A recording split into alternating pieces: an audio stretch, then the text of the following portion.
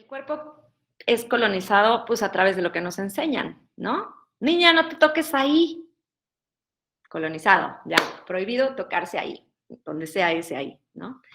La sangre es un proceso doloroso, es asquerosa. No sé, todas estas cosas que nos dicen sobre nuestro cuerpo, que si ya estás pasado de peso, qué gordo, qué guácala, que si tus manchas se ven horribles, todas estas cosas, toda esta basura que nos van metiendo, que nos aleja de nuestros procesos, que nos aleja de nuestro cuerpo y que nos lleva a estados de repulsión hacia nosotras mismas, o los procesos biológicos de, ay, qué asco mis mocos, todo eso es colonización. ¿Sí? Todo eso. Que te guste, que no te guste, que puedas, no puedas, que bien o mal, no es el tema de esta conversación. Nada más quiero como aclarar que todas esas son imposiciones culturales. Uh-huh. Y el tema de la menstruación es uno de los procesos biológicos más colonizados que podemos tener y existir. Por eso nadie puede realmente decir con claridad a ciencia cierta qué es la menstruación. Vean lo que hay en sus respuestas, por eso se los pedí, ¿no? Para que quedara escrito. O sea, alguien me dice aquí que es un óvulo se desecha, por el otro lado algo que pasa 28 días, y entonces todos tenemos estas ideas fragmentadas, ¿no? Individualizadas de lo que es la menstruación. Y ustedes que saben tanto de cultura, pues seguramente saben cuál es el lema máximo de los conquistadores, ¿no? Divide y conquistarás. Ese es el lema, divide y conquistarás. Es la más es la estrategia más vil y vieja que existe en las conquistas, ¿no? Y entonces eso es lo que han hecho con el tema de la menstruación en el patriarcado. Y no es algo que pasó ayer, es algo que viene sucediendo desde hace miles de años, ¿no? Han ido fragmentando el conocimiento, han ido separando el conocimiento, han prohibido hablar de eso y lo han hecho un tabú. Y entonces solo podemos tener acceso a pequeños fragmentos de lo que es esto. Si se fijan, es lo mismo que ha pasado en las culturas indígenas. Lo que han hecho es fragmentarlos, separarlos, aislarlos en sus comunidades, en sus reservas, y entonces ellos no tienen la comunicación, no están integrados. Y si no está un pueblo integrado, no puede luchar. Lo mismo nuestro cuerpo. Si nuestro cuerpo no está integrado, si nuestra mente no está integrada, no podemos luchar contra las enfermedades, no podemos manifestarnos sanamente en este mundo y en esta, sí, pues en esta existencia, ¿no? A la que venimos.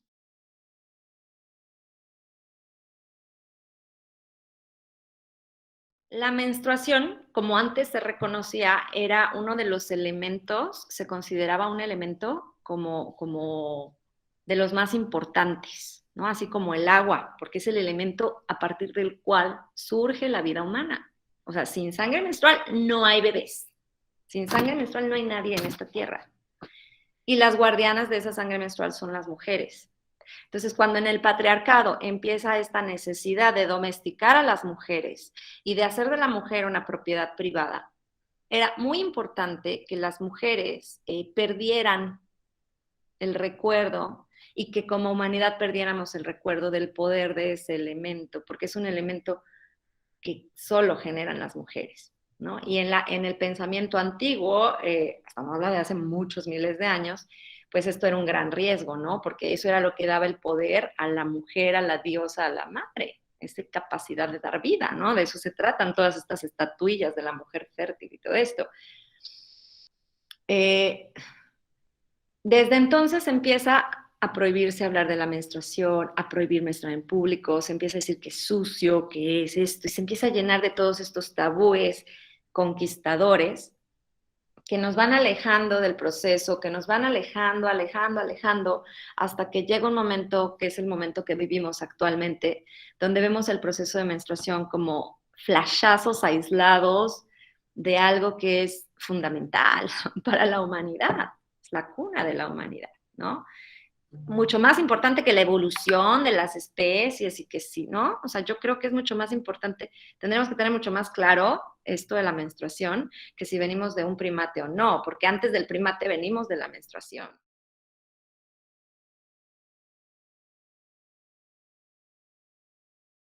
Por ejemplo, mi ser, pues, no es mi identidad, ¿no? Como persona, no es que Te dicen, ¿quién eres? Ah, pues soy Jimena y soy mexicana y soy esto. No, eso no es el ser. El ser es como simplemente esta capacidad de estar y manifestarte en este plano con una conciencia, ¿ya?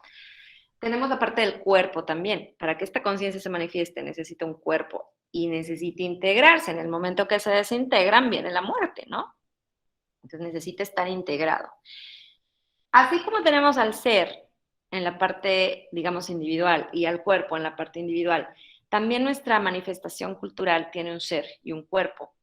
El ser, digamos, vendría siendo la parte psicológica, vendría siendo como la cultura, ¿sí?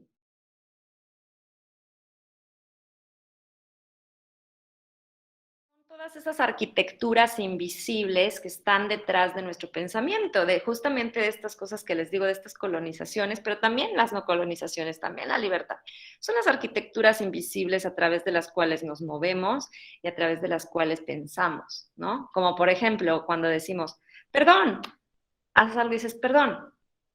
Si tú te pones a ver todo el trasfondo que hay detrás de la palabra perdón, te vas para atrás, ¿no? Y luego ya no la quieres ni siquiera utilizar, porque pues si te pusieras realmente a analizar el tema del perdón, pues si no eres católico no podrías utilizar esa palabra, porque es una palabra que viene de la Inquisición, cuando se pagaban estas cosas para recibir el perdón, ¿no? El perdonare.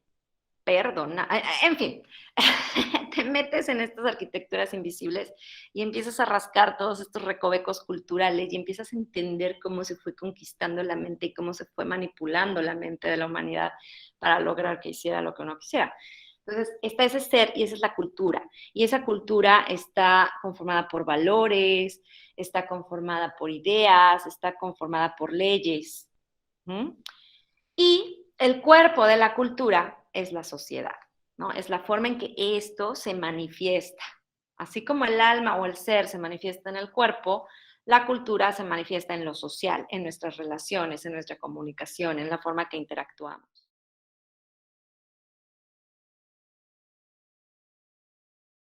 Entonces, en su ser, ¿qué es la menstruación? Es eso, es la cuna de la humanidad, es la cuna de la vida, es el elemento que permite que las células del corazón empiecen a latir. Y es gracias a eso que se empieza a desarrollar todo el sistema sanguíneo. A ver, la memoria genética viene en el óvulo y en el esperma, pero el alimento que permite que eso pueda brotar, pueda germinar, es como la tierra, ¿no? Es la semilla, trae toda la información genética. ¿No? Pero para que pueda brotar, para que pueda integrarse a la encarnación material, necesita fusionarse, ¿no? Con esta parte. Entonces, por ahí eso es la menstruación. En la parte física, ¿qué es la menstruación? Ya ahí sí nos vamos a ir un poco a todo lo que han hablado, que la verdad es lo que más tenemos fresco porque vivimos en una cultura muy cientificista, ¿no? Entonces, cuando vamos a la escuela, lo que nos enseñan es pues, la parte científica de la menstruación, que dice que es un proceso biológico que pasa cada 28 días. Les quiero aclarar una cosa nada más. Cuando hablamos de menstruación, hay que distinguir dos fases. O sea, una cosa es el ciclo femenino, ¿ya? El ciclo femenino incluye todo lo que pasa durante los 28 días.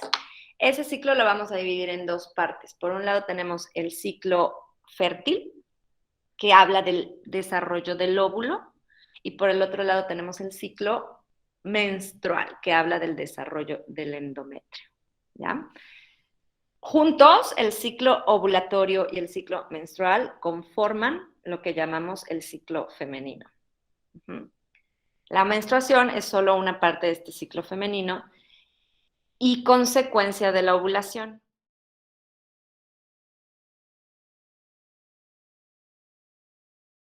En realidad la menstruación es consecuencia de la ovulación. Lo primero que pasa durante el ciclo, si viéramos que este es como el ciclo, lo primero que pasa es que empieza a crecer el óvulo, ya cuando está creciendo y cuando está lo más maduro posible, ovulamos, ese día y 2 días más somos fértiles. Esa es otra de las grandes mentiras que nos han dicho. Y cuando quieran hablar de temas de anticoncepción también, con muchísimo gusto lo podemos ver, porque esa es otra de las grandes mentiras que nos han contado. Las mujeres solo somos fértiles 4 días al mes, solamente 4 días al mes. El resto del tiempo no tenemos fertilidad disponible. Los que son fértiles todo el tiempo son los hombres. Ellos sí que son fértiles todo el tiempo. En fin, entonces, una vez que liberamos el óvulo y pasan esos 4 días, vuelven a haber cambios hormonales en nuestro cuerpo y empieza a prepararse, digamos, como esa tierra, ¿no? En caso de que el óvulo haya sido fertilizado, pues para poderlo recibir y entonces procrear esa vida humana. En caso de que ese ovocito no haya sido, de que el óvulo no haya sido fertilizado, entonces va a caer junto con la menstruación, ¿no? Entonces eso es a nivel físico y a nivel ser, ¿no? Lo que es.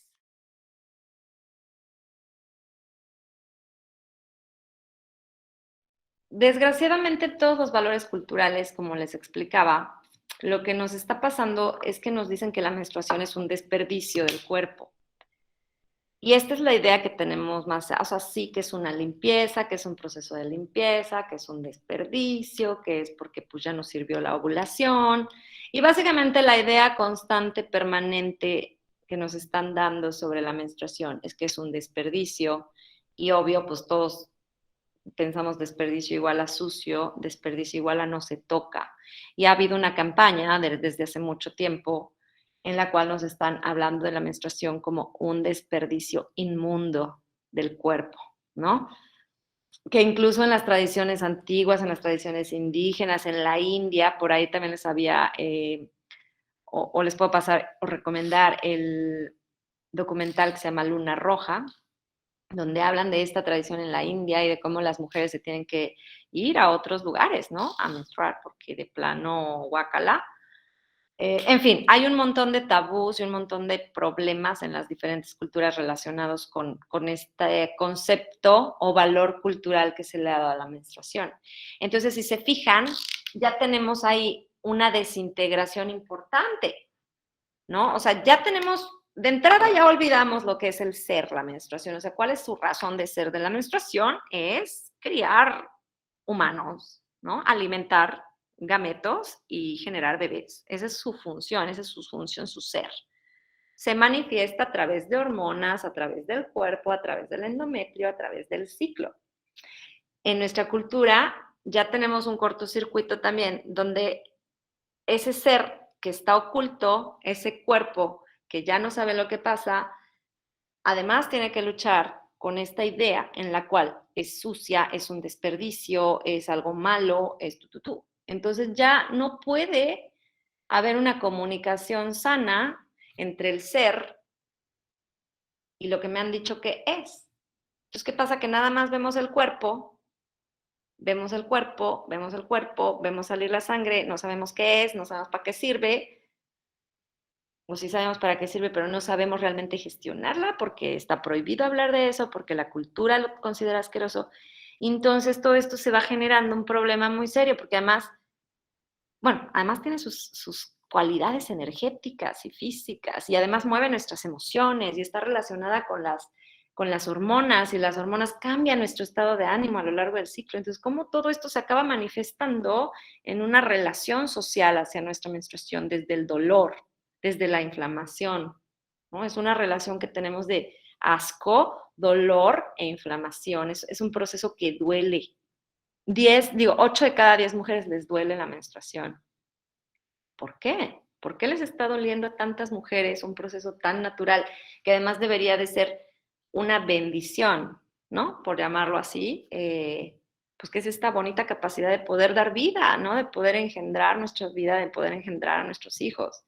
Porque nos, todo este concepto, entonces, si se fijan y empezamos a escudriñar todas estas arquitecturas que hay en torno a la menstruación, podemos empezar a ver que realmente hay un constructo cultural importante ahí y que es básicamente un proceso de colonización. Y entonces,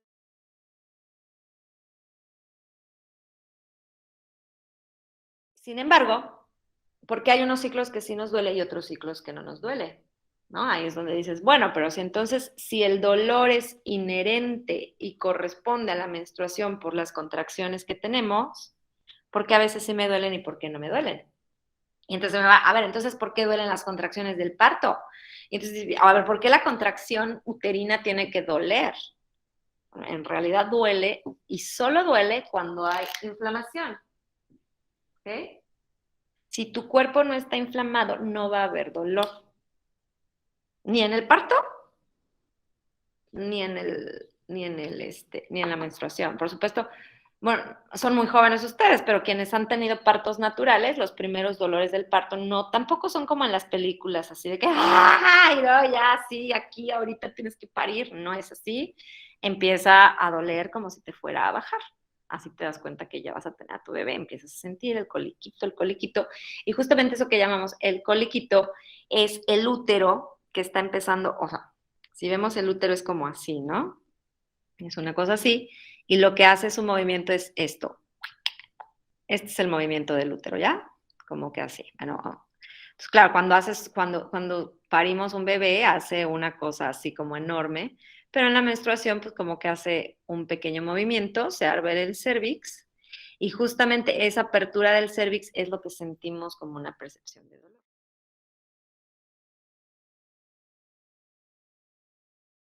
La inflamación es un proceso de congestión. Ujú. Congestión como todo el músculo está congestionado.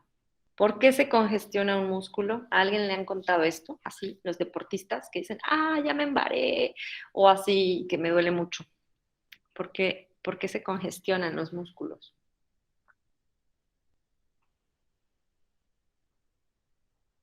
Bueno, se congestionan porque la sangre está contaminada. Se congestionan porque la sangre trae partículas que no deberían estar en la sangre, como el colesterol, como minerales, corticoides y una serie de minerales que no deberían de estar ahí.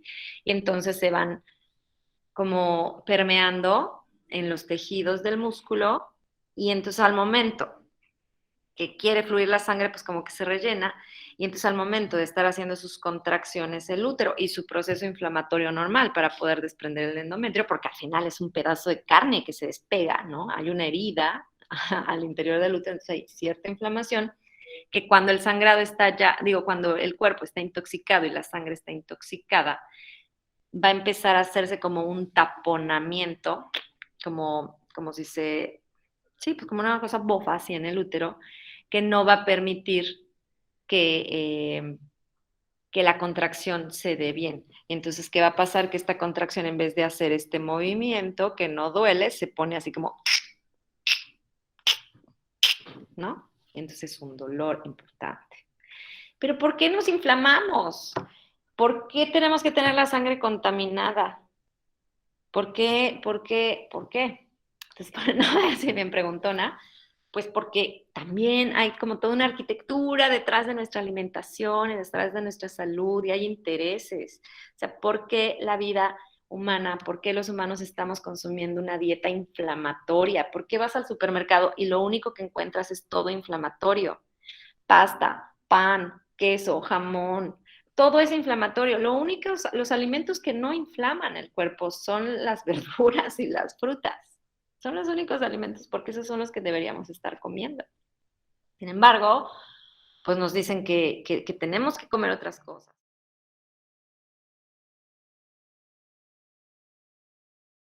Es un movimiento cultural. Es un movimiento que algunas mujeres como yo y varias otras mujeres a lo largo del mundo nos hemos dado cuenta de esta mano negra en torno a nuestra menstruación y que queremos sanar porque de verdad se sufre cuando duele. O sea, yo he terminado en el hospital con dolores menstruales. Por eso empecé a investigar esto y dije, ¿cómo es posible que una acabe en el hospital con algo que debería de ser natural? ¿No?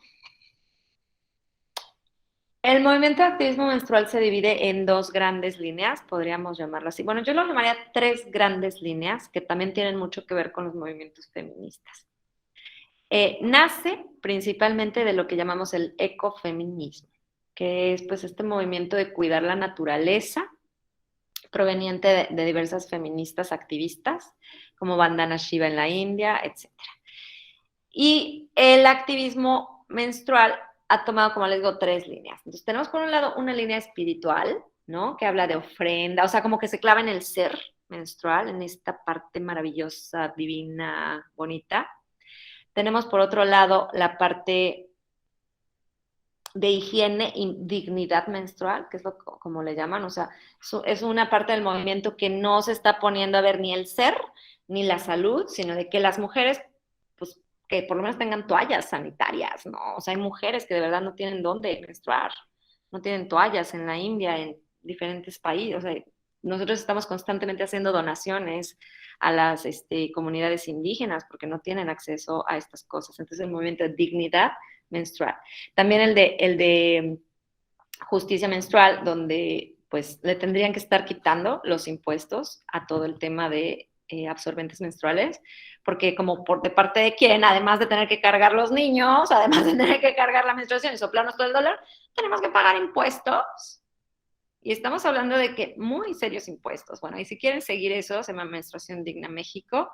Y hay así cuentas estamos hablando de 18 billones de pesos anuales de impuestos en toallas femeninas, que muy bien podrían estarse usando en acabar en la violencia de género o en acabar con muchos problemas que tenemos las mujeres, antes que estar enriqueciendo a Kimberly Clark y a otra serie de grandes capitalistas que se están enriqueciendo de esto, ¿no? Entonces es otro movimiento muy importante. Y el otro es el movimiento de salud, ¿no? Y el movimiento de salud tiene que ver con esto, con hacer conciencia de lo que es el ciclo, de cómo afecta, de cómo vamos cambiando a lo largo de de las hormonas, de cómo van influyendo las hormonas en nuestro carácter. Y para lograr llegar a través de estos tres, digamos, estas 3 líneas, a renovar todo el concepto que tenemos de menstruación, a deshacernos de este problema del dolor, a dejar de pagar impuestos, o si vamos a pagar impuestos, pero que se utilicen entonces para enriquecer a las mujeres y la cultura femenina.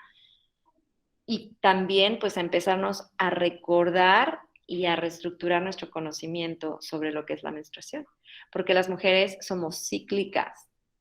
Y si empezamos a entender nuestro ciclo, nos empezamos a entender a nosotras. Este dicharacho tan famoso es que las mujeres son bien raras y están bien locas y ni ellas se entienden, es porque es verdad. Ni siquiera nos entendemos porque no entendemos lo más fundamental de nuestro ser, que somos cíclicas. Si nosotras empezamos a entender que en la menstruación traes una hormona que se llama progesterona y lo que viene es a limpiar tus ideas y todo, pues te quedas en tu casa tranquila, ¿no? Y si realmente como sociedad entendiéramos eso, pues de verdad no iríamos a trabajar porque va a haber limpia para todos, ¿no?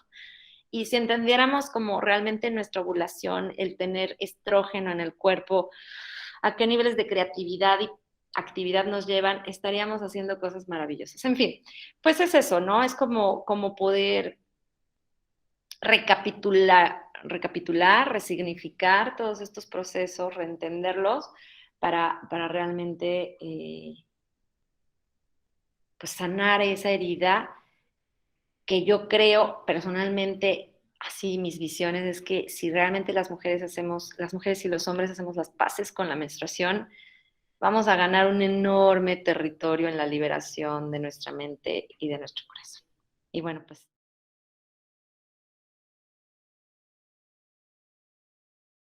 a mí me parece que explicarle a una niña, y no sé ustedes, pero yo no me acuerdo nada de la secundaria.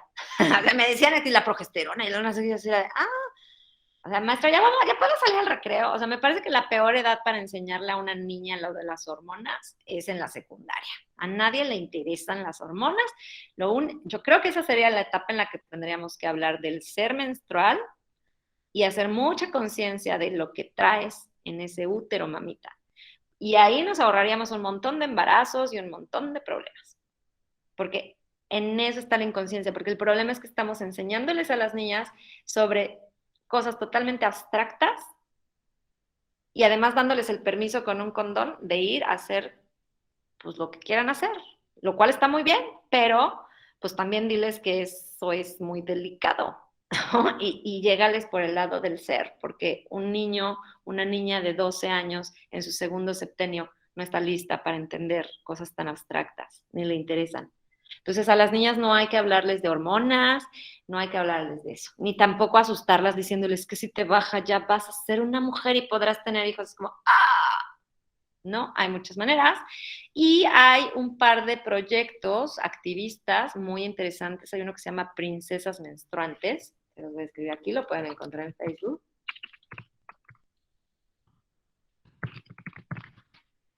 Y bueno, si se meten ahí a Princesas Menstruantes, es como el más fuerte que hay ahorita en cuanto a temas para niñas. Ahí van a encontrar un montón de información, pero también si ponen menstruación para niñas y eso, hay mujeres que están especializadas en trabajar con niñas.